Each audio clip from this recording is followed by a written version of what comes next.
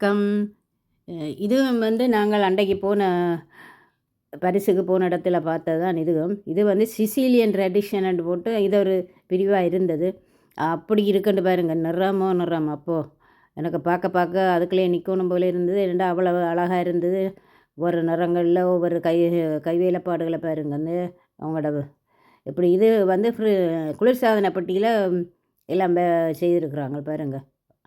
அத பார்த்து கொண்டே நிற்கலாம் போல இருந்தது. அவ்வளவு நிறம் உள்ளதா இருக்குது.